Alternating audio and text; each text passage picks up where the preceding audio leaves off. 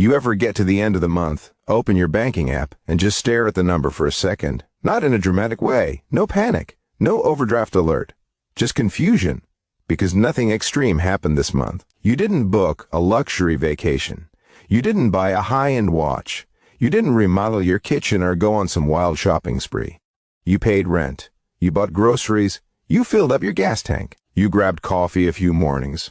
You ordered food a couple nights when you were exhausted. You paid your bills like a responsible adult, and yet somehow your money just vanished. It's a quiet feeling, almost subtle, like your paycheck arrived and then dissolved into thin air. And you're left asking the same question millions of people are asking right now. How am I working this hard and still not getting ahead? Honestly, if that question has been sitting in the back of your mind lately, you're not bad with money. You're not careless. You're not lazy. And you're definitely not alone. I've spent way too much time thinking about money, consumer psychology, and why people who do everything right still feel stuck financially. And the uncomfortable truth is this. Most people aren't being destroyed by one massive financial mistake. They're being quietly drained by dozens of small, everyday expenses that don't feel dangerous but absolutely are. Once you really see them, you can't unsee them. Because this isn't about budgeting apps or skipping every small pleasure in life. It's about recognizing that the financial environment we're living in right now is openly hostile to the middle class. Everyday life has been engineered to extract just a little more from you over and over again until building wealth feels impossible. By the end of this conversation, you're going to understand where your money is actually going, why getting ahead feels harder than it ever used to, and how to stop the slow financial bleeding before it compounds into something permanent. It usually starts with things that feel completely normal. Take food, for example. Fast food used to mean cheap. That was the deal. You traded quality for speed and affordability. That was the unspoken agreement. That agreement no longer exists. A basic combo meal at a major fast food chain now costs somewhere between $13 and $18. That is not exaggeration. That is reality. You are paying sit-down restaurant prices for food you eat out of a paper bag, standing next to your car, throwing your own trash away. And the strangest part is how little we react to it now. We complain, we shake our heads, we say prices are crazy, and then we tap our card anyway. Because we're tired. Because it's convenient. Because cooking feels like another job after work. Because it's just this once. Except it's almost never just once. For many households, it's 2 or 3 times a week. Sometimes more. And suddenly you're spending $2,000 to $3,000 a year on food you barely remember eating. Sit-down restaurants aren't much better. A completely average dinner for 2 people, nothing fancy at all, easily reaches $90 to $110 after tax and tip. For pasta, or burgers, or tacos. This has become so normal that it barely registers anymore, but when you step back, if you're eating out 3 times a week, which is extremely common now, you're spending $12,000 to $15,000 a year just on restaurant meals. That isn't treating yourself occasionally, that's a second rent payment. And here's where people feel trapped. Eating out feels like one of the few small pleasures left in an exhausting life. Cutting back feels like punishment. But financially, it's quietly destroying any chance of saving consistently. That pattern repeats everywhere. The things draining the middle class are not luxuries anymore. They're comforts that became defaults. Convenience is probably the most expensive habit we've ever normalized. Food delivered. Apps didn't invent laziness. They monetized it. You order a meal that looks like it costs $35. Then the fees start stacking. A delivery fee, a service fee, a small order fee, a tip. And the part most people miss entirely, the food itself, is marked up 20 to 30% compared to in-store prices. That $35 meal quietly becomes $55 to $60 for the exact same food. If you do that 3 times a week, you're spending over $8,000 a year on delivered meals. Nearly half of that money goes to fees and markups. That's not inflation. That's a business model, and it works because you see each fee separately. $5 here, $3 there. It never feels like a big decision, but the total quietly doubles. You're not paying for food. You're paying to avoid friction, and friction is expensive. Then there are the daily habits that feel harmless until you actually do the math. Coffee is the perfect example. A $6 to $8 latte has become completely normal. It's not just a drink. It's a ritual, a reward, a calm moment before the day begins. 1 coffee a day, 5 days a week adds up to $1,500 to $2,000 a year. And it never feels like a big purchase because it's just a tap. A swipe. Part of the routine. A decent coffee maker costs maybe $150. Good beans cost $15 a bag. You could make better coffee at home for under $1 per cup. But this isn't really about coffee. It's about the feeling of being taken care of. The atmosphere, the identity of being someone who grabs coffee every morning. Companies understand this deeply. That's why they don't sell drinks. They sell experiences, and experiences compound quietly. Subscriptions work the same way. Streaming services, music apps, cloud storage, fitness apps, productivity tools, meal kits, grooming boxes. Each one is only $9.99 or $14.99. Individually, they feel meaningless. Together, they are devastating. $200 to $300 a month in subscriptions is extremely common. That's $3,000 to $4,000 a year. And subscriptions are designed to be forgotten. Once you sign up, the pain disappears. No decision. No checkout moment. Just quiet extraction. We cut cable to save money and then rebuilt cable in a more expensive, fragmented way. Instead of one bill, we now have 6. Cars are another socially accepted financial disaster. The moment you drive a new car off the lot, it loses 20 to 30% of its value instantly, and then you finance that depreciating asset at 6 to 8% interest. You're paying interest on something that is actively losing value. The average car payment is now over $700 a month. That's $8,400 a year on transportation. A 3-year-old used car offers almost the same experience for thousands less, but new feels good. New feels earned. New feels like success. And money decisions driven by identity are almost always expensive. People don't buy cars with logic. They buy them with emotion. Lifestyle inflation is even sneakier. You get a raise. You upgrade your apartment. You eat out more. You take better vacations. Your income increases, and your lifestyle expands perfectly to match it. You make more money than ever and save the same amount or less. This is why so many high-income earners still feel broke. The wealthy do the opposite. They let income rise while expenses stay relatively flat. The gap becomes savings. That gap is where wealth lives. Everything costs more now and delivers less value. Convenience is expensive. Status is expensive. Comfort is expensive. And all of it is marketed as normal. You are not failing. You are navigating a system designed to make spending effortless and saving difficult. The solution isn't deprivation. It's intention. Cooking more meals at home. Picking up food instead of delivering it. Making coffee most days, auditing subscriptions regularly, keeping phones longer, buying used cars, saving raises instead of upgrading lifestyles. These ideas aren't exciting. They're boring, and boring works. You can look wealthy or you can build wealth. For most people, you cannot do both. Every dollar spent on convenience today is a dollar not working for your future. And the future arrives faster than you think. Small changes today don't feel dramatic, but they create something far more valuable later. Peace. And here's the part that almost nobody tells you, but everyone feels.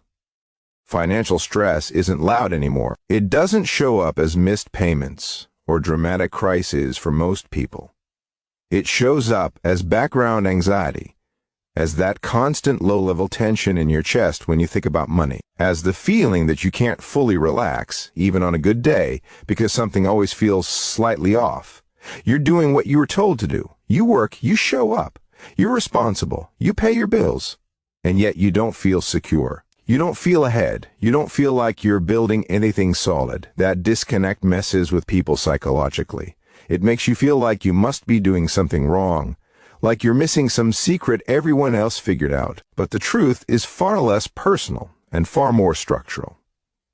The cost of maintaining a normal life has risen faster than our instincts have adapted. What used to be occasional spending has quietly become default spending, and defaults are powerful. Once something becomes normal, your brain stops questioning it. You stop evaluating whether it's worth it.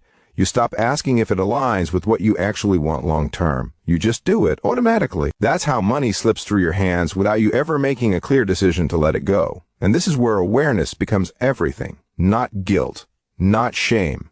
Awareness, because the moment you see an expense clearly, it loses its power over you. Not because you'll never spend on it again, but because you'll choose it intentionally instead of reflexively. That shift alone changes everything. You start asking quieter, better questions. Do I actually enjoy this, or am I just used to it? Does this make my life meaningfully better or just temporarily easier? If I stop spending on this for a few months, would I even miss it? Those questions don't demand perfection. They demand honesty, and honesty is uncomfortable at first. It forces you to admit that some of the things you thought were harmless habits are actually trade-offs. Trade-offs between comfort now and freedom later, between convenience today and calm tomorrow. The middle class isn't being wiped out by extravagance. It's being squeezed by 1,000 small choices that never felt like choices at all. And the people who escape that squeeze aren't the ones who earn the most. They're the ones who pause long enough to decide differently. They don't eliminate joy, they redirect it. They learn to enjoy cooking instead of ordering. They find pride in saving instead of spending. They get satisfaction from progress instead of upgrades. And over time, that rewires how money feels entirely. Money stops being a source of anxiety and starts becoming a tool. And that's when something subtle but powerful happens. You sleep better. You breathe easier. You stop feeling like one unexpected bill could derail your life. You stop living paycheck to paycheck emotionally, even if you still are financially for a while. Because control feels like safety. This isn't about becoming extreme. It's about becoming deliberate, about realizing that you don't need to reject modern life to survive financially, but you do need to stop letting it run on autopilot. You don't have to change everything at once. In fact, that almost never works. You just have to change one thing, then another, then another. Small changes feel insignificant in the moment, but over years, they compound into something massive. Not just money, but confidence, stability, options, and options of freedom. One day, sooner than you expect, you'll look at your bank account and feel something different. Not excitement, not guilt, just calm. And you'll realize that nothing dramatic changed overnight. You just stopped bleeding slowly. That's the real win, not looking rich, not keeping up, not upgrading endlessly. Just knowing that your life is yours, your future is funded, and your money is finally working for you instead of against you. That's the quiet kind of wealth most people never talk about. But it's the one that actually matters. And what's interesting is how quickly your mindset starts to shift once you slow the bleeding even a little. The moment you create a small gap between what you earn and what you spend, something changes internally. You stop feeling hunted by your own finances. You stop bracing for impact every time you check your account. That constant tension eases, even if the numbers are still modest. That gap gives you breathing room, and breathing room gives you perspective. You start to notice how often money used to leave your account without your permission. How many decisions were actually habits? How much of your spending was driven by exhaustion rather than desire? You weren't choosing convenience because it made you happier. You were choosing it because you were tired and overwhelmed. Once you see that, it becomes easier to build systems that support you instead of draining you. You cook in batches, so future you doesn't have to make a decision when energy is low. You keep simple meals on hand. You remove apps that tempt you when willpower is weakest. You make the better choice the easier choice. And slowly, money stops being emotional. That's one of the biggest changes people don't expect. When your finances are chaotic, every purchase carries emotional weight, guilt, justification, rationalization, relief. But when things are intentional, spending becomes neutral. You buy something because you plan to. You skip something because you decided not to. There's no internal argument. That mental clarity is worth more than people realize. You also stop comparing yourself as much. When your sense of progress comes from your own numbers instead of other people's lifestyles, outside noise loses its grip. You don't feel behind just because someone else upgraded their car or took a flashy trip. You understand that you're playing a different game now, a longer one, and the funny thing is this approach doesn't make life smaller. It makes it quieter. You still enjoy things. You still spend money. But you enjoy them more because they're chosen not automatic. A meal out feels special again. A purchase feels satisfying instead of slightly regretful. Over time, your financial confidence grows. You start setting goals that once felt unrealistic. An emergency fund that actually covers emergencies. Savings that don't immediately disappear. Maybe investing. Maybe flexibility. Maybe the ability to say no without fear. And that confidence spills into other areas of life. Work feels different when you're not desperate. Decisions feel clearer when you're not stressed. You carry yourself differently when you know you're not one mistake away from chaos. That's what people miss when they talk about money. It's not really about numbers. It's about nervous systems. It's about safety. It's about having enough margin to think clearly. The middle class hasn't lost discipline, it's lost margin. And margin is rebuilt one quiet decision at a time. No dramatic gestures, no overnight transformations, just awareness, consistency, and patience. And one day, you'll realize that the fear you used to carry around with you is gone, replaced by something calmer, something steadier. Confidence, not the loud kind, the quiet kind that doesn't need to prove anything. And once that confidence settles in, you start to realize how much of modern life is built to keep you slightly uneasy, not terrified, not desperate, just uncomfortable enough to keep spending. Because spending feels like relief. It feels like control. It feels like progress, even when it isn't. That's why so many purchases are framed as solutions. Order this and save time. Upgrade that and feel successful. Subscribe to this and stay entertained. Buy now and avoid inconvenience later. Every message whispers the same thing. Life is easier if you just pay a little more, but easier isn't always better, and it's rarely cheaper. When you step off that treadmill even partially, you notice how often urgency was manufactured. How many decisions were framed as now or never when they were actually optional? How many needs were just habits dressed up as necessities? This awareness doesn't make you cynical. It makes you selective. You stop trying to optimize everything for comfort and start optimizing for sustainability. What can I afford not just this month, but year after year?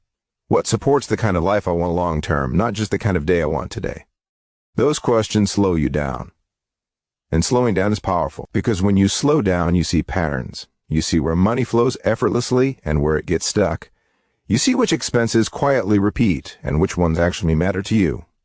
You begin to separate spending that adds value from spending that simply fills space. And that separation changes your relationship with money entirely. You're no longer reacting to life financially. You're responding to it with intention, with clarity, with restraint that doesn't feel restrictive because it's aligned with your values instead of fighting them. This is how people rebuild financial stability without winning the lottery or doubling their income. They stop leaking. They stop drifting. They stop letting defaults decide for them. And here's the part that often surprises people the most. Once you stop chasing every convenience and upgrade, your life doesn't get worse. It gets simpler, quieter, more predictable.